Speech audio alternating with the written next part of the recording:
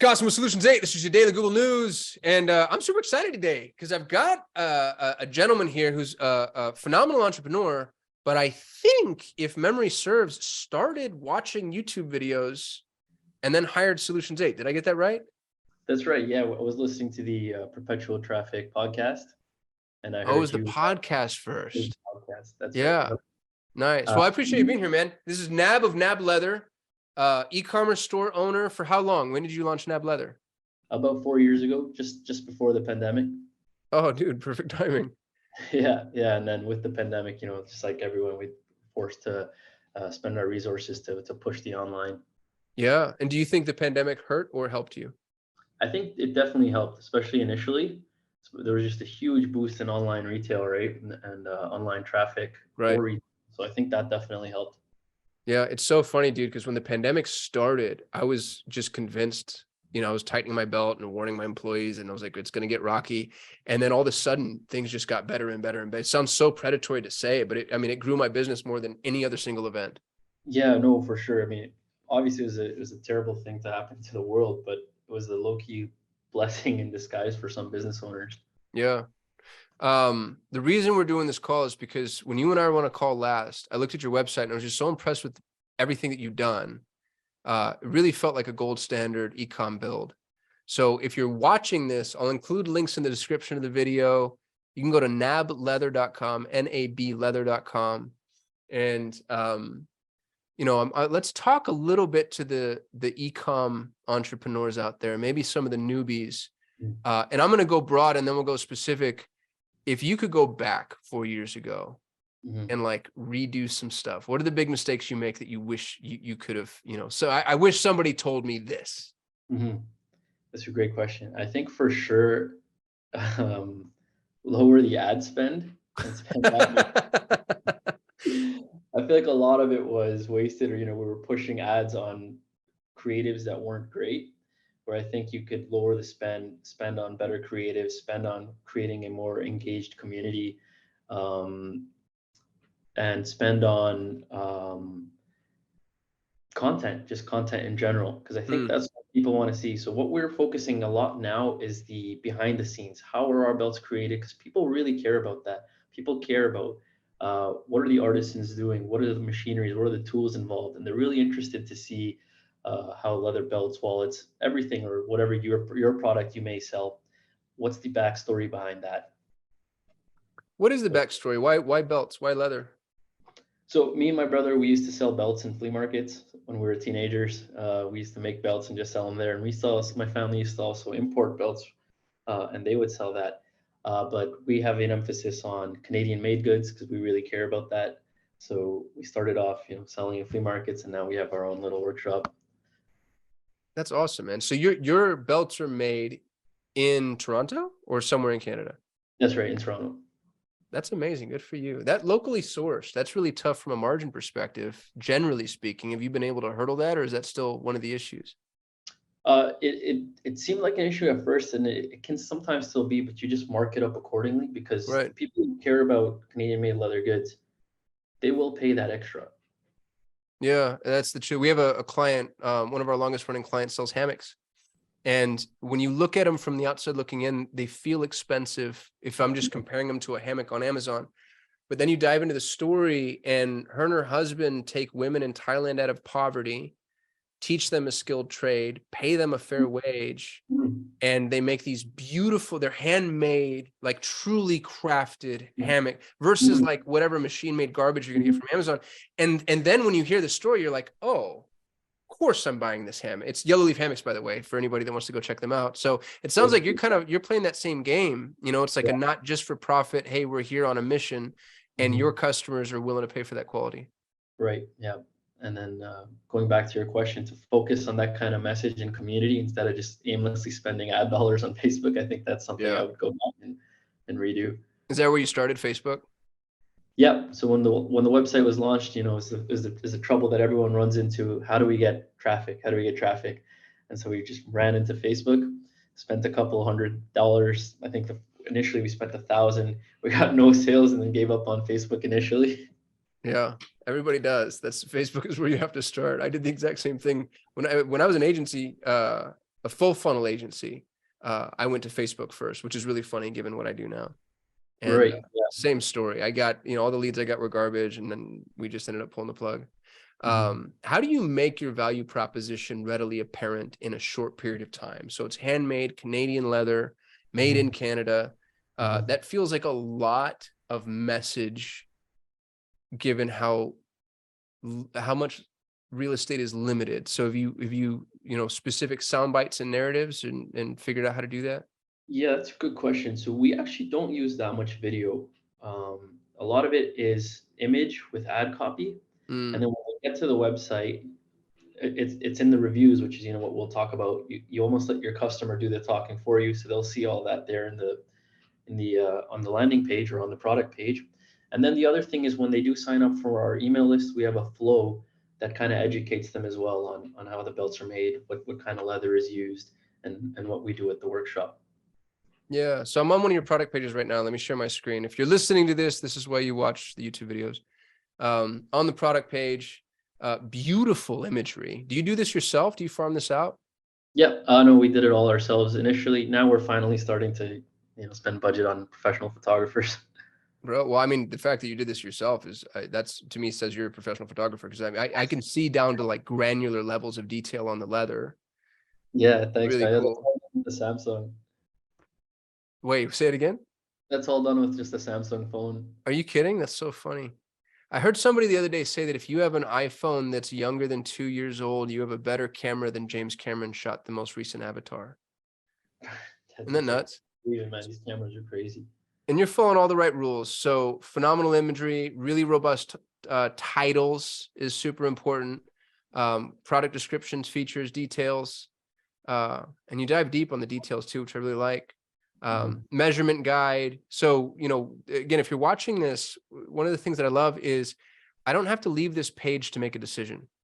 A confused mind says no, and you're eliminating all confusion. And we've got our little accordion here too. And incidentally, I like redundancy.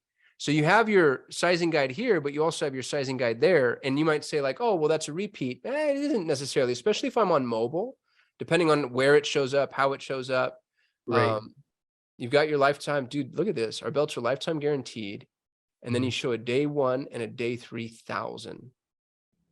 How Yeah. cool. That's maybe one of the coolest guarantee visualizations I've ever seen. Thanks. Yeah.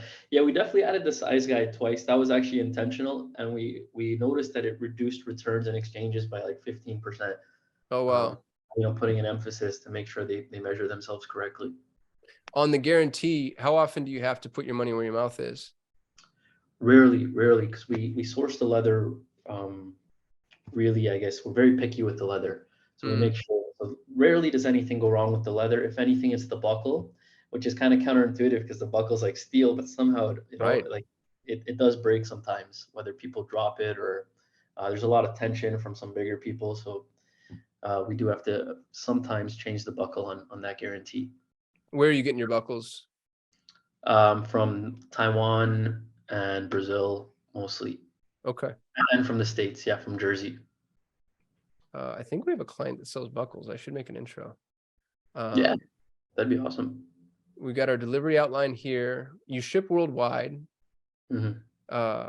So talk to me a little bit about fulfillment. How are you storing, fulfilling, managing, processing? Are you outsourcing that, or is that all internal? Nope, it's all internal. We do use a shipper who gives us better rates. I guess they get better rates from Canada Post, which is our main shipping here. And then it's basically arbitrage, so they sell those shipping to us for slightly higher than we can get directly from Canada Post. That's cool. And then this was, I think, the reason that we initially booked this call is I saw this review widget you were using. Reminds me of the good old fashioned Firestone footer. And dude, I love the fact that you got all of this user generated content, the social proof. Mhm.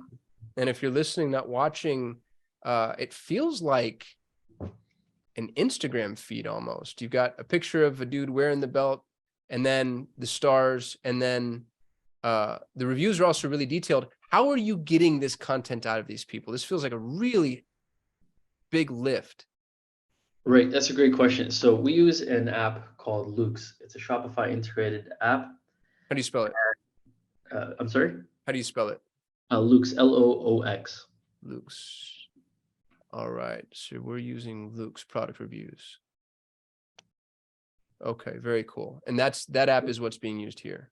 That's right. So essentially, after a customer order has been fulfilled, you can set a set amount of time, and Luke's will send them an email asking for a review. And on top of that, you can incentivize them with 15, 20, however much percent to leave a picture. And so this is powerful in two ways, in that you do get the picture, and it's very good for social proof, but it also gives them a quote and increases LTV and retention.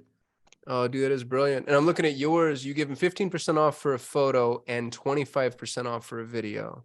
Right. And that's a change we just made, because one of the Luke's guys called me up a few weeks ago and said, hey, we offer video now. And video is super powerful UGC, so try to get some more video on your site.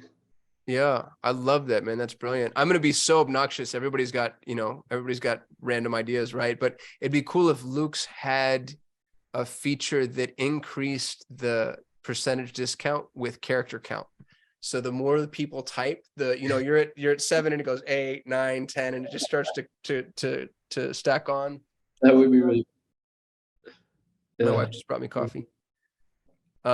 Dude, this is amazing. Yeah, I really like that. And I love all these great little product creators too for Shopify. Good for that. And Luke's isn't little. It has 12,000 reviews. So this is obviously a really well-run app.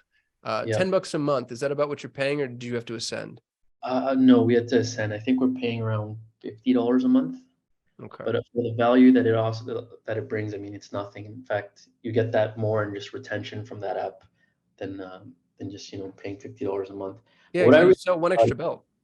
Yeah, exactly. One extra belt. Boom, you got it.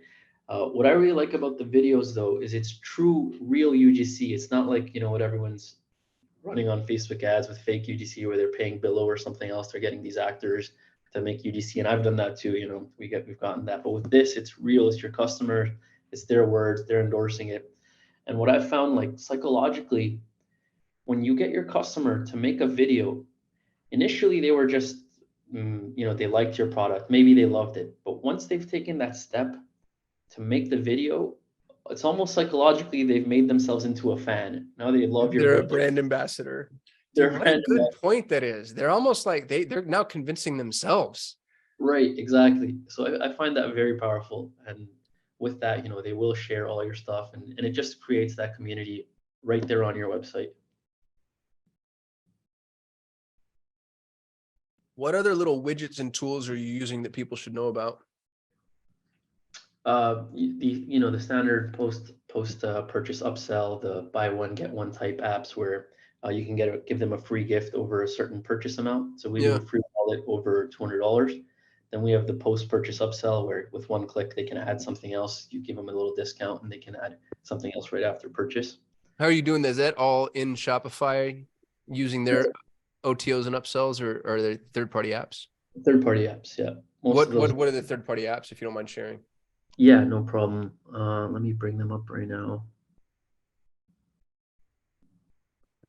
But tool time is one of my favorite discussions. It's like, because you've already done all the work, so if anybody wants to, assuming again, you don't mind. Yeah, no. So one of them is called Bogos, Bogos. So that's a free gift app, where after they spend a certain amount, you can offer a free gift. It raises the average order value. It's been pretty effective, especially around holiday time. Then we have after sell, post purchase upsell. So that'll be right after they finish their order, they'll land on a thank you page, and then on that thank you page, you can say, hey, add another belt, or add another wallet, or some complimentary item for some discount that you offer. And all they have to do is just click, and it gets added to the same order. So it's in the same, it's fulfilled in the same order. So you're saving on shipping that way as well. Oh, cool. And it looks like Aftersell integrates with Luke's. Oh, I didn't even know that. Yeah, okay. Well, I mean, it says integrates with. It's always interesting to see what they mean by that, because then you dive into the integration. It's like, oh, we'll share a name back and forth. I'm like, well, thank you for nothing. But yeah, under the integrates with, it integrates with Luke's. Yeah. Yeah, makes you wonder how it is that those two play together, because that would be kind of cool too. Yeah, I'll definitely look into that. Does Luke's let you pull the media it's producing and use it for other things? Like, could you go use it in an Instagram ad? Yeah, yeah, it does. Yep, you can use all of that. You can export all the reviews with photos into an Excel. That's awesome, man. I love that. I think the most important discussion e-commerce store owners could possibly have is how do I increase LTV? Mm-hmm. How do I That's right. increase LTV? Right. Yeah. Are you using Klaviyo? Yes, we are. Yeah, for email. Okay. Sure. What So we're about right by the numbers? by the numbers. Like what percentage of There's a sales? Shopify app called By the Numbers that my business partner is obsessed with. It's this Okay. one. And this is where like he goes for CMO math basically. Um, but it's not cost prohibitive at all. I forget what it costs.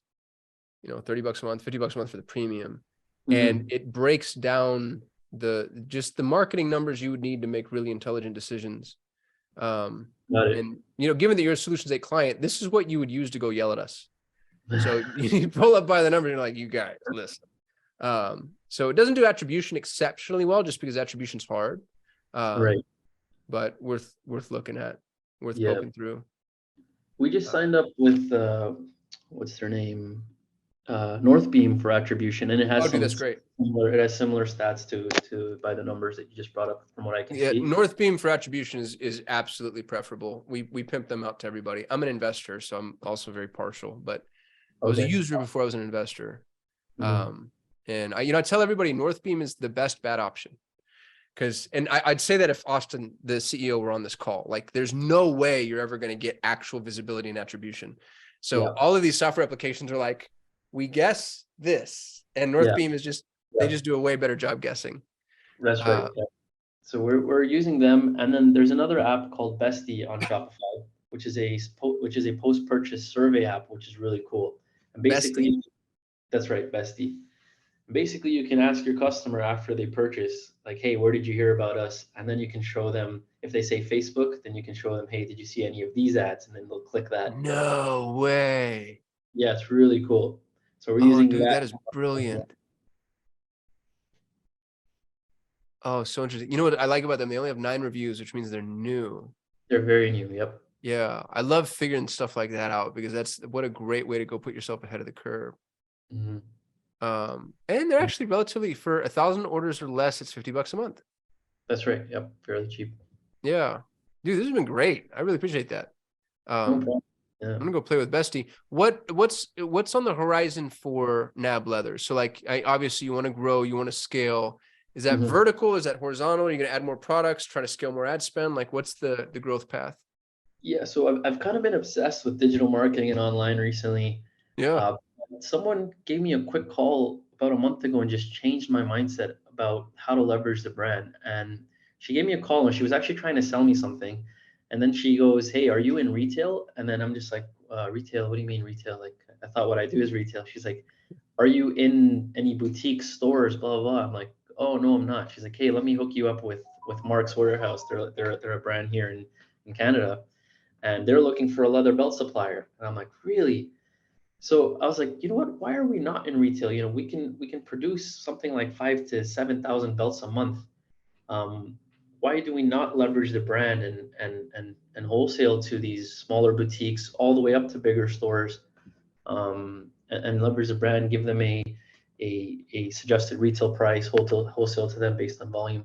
So that's kind of my goal this year. Dude, I love that.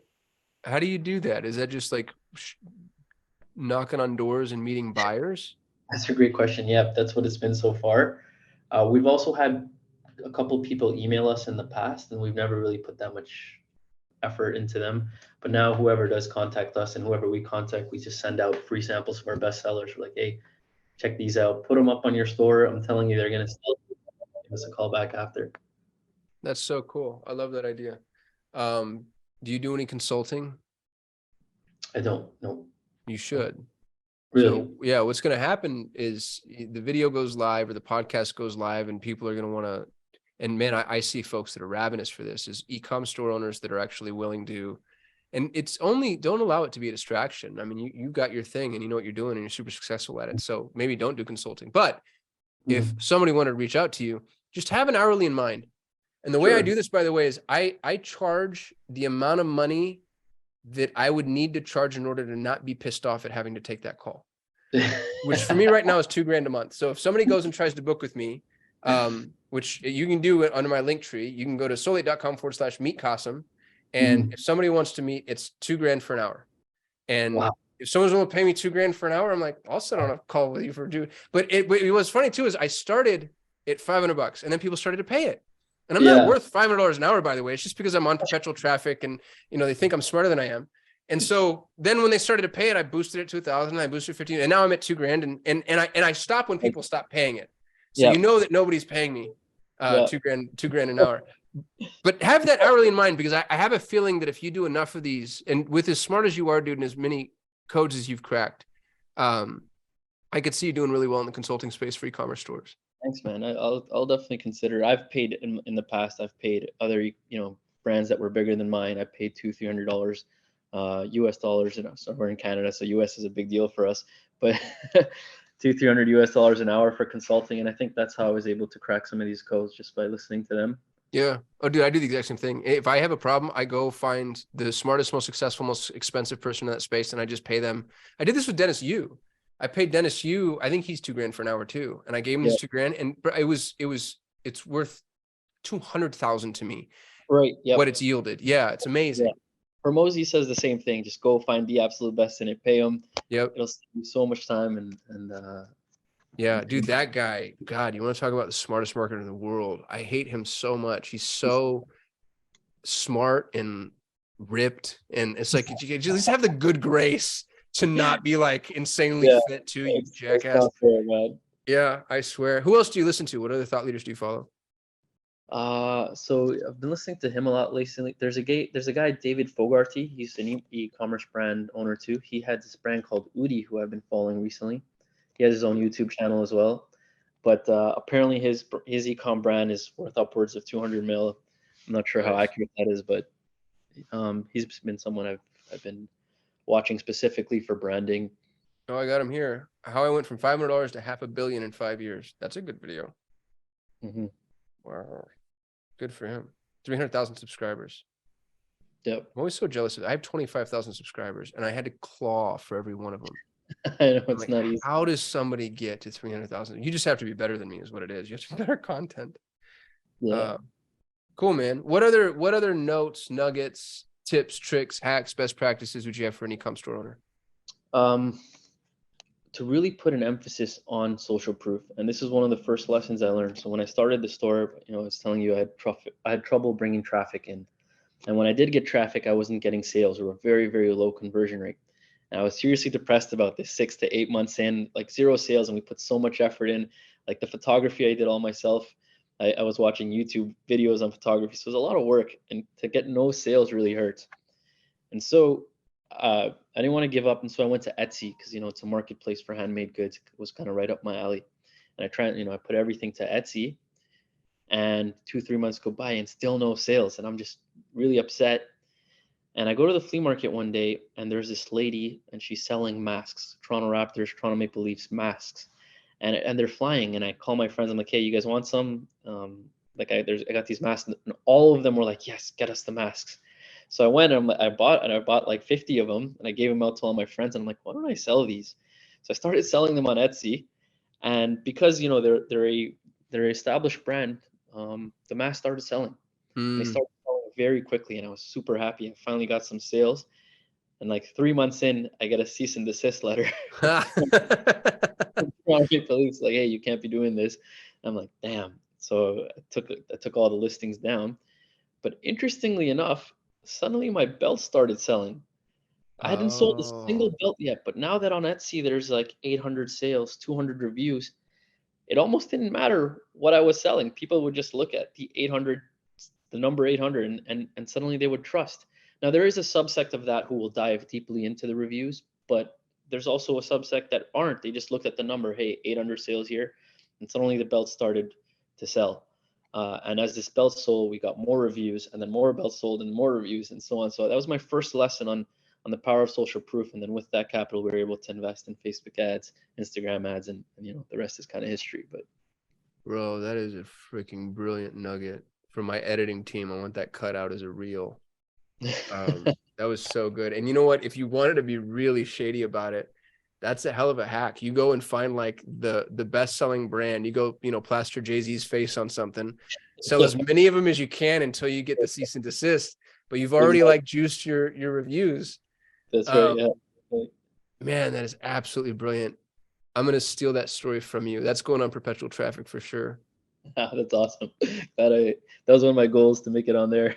Yeah, that's a really good one, man. I appreciate that. Where can people find you if they want to follow you? On Instagram, Nab the Third, or on LinkedIn, just Nabil Ahmed on LinkedIn. Yeah, send me links to that, and I'll make sure they're included in the show notes. Are you the third? No, I honestly just had that Instagram handle forever. I was gonna say that's pretty cool if you are. Cool, man. Well, I appreciate you hopping on, dude. This has been awesome. I've learned a lot. Rooting for you, obviously, with your e-com store. Just super impressed with everything that you've done. I love that you just bootstrapped and kind of figured all this shit out, one step at a time. I think it's super cool. Last words to you, parting gifts, parting statements. No, that's all. No, thanks for meeting with me. I think that was a great idea for the consulting. I will consider it. It's just a way to give back as well. Yeah, that's awesome. So if you're watching this and you want to go con Nab into some consulting time, reach out to him on Instagram or LinkedIn, and hopefully he's not too busy. But this is awesome, dude. I'm gonna keep an eye on the growth of your brand. Hopefully have you back on the show. And other than that, if you're watching, I shoot a video every day. Like, comment, subscribe, and I'll catch you all tomorrow. Thanks, man. Take care. Bye-bye.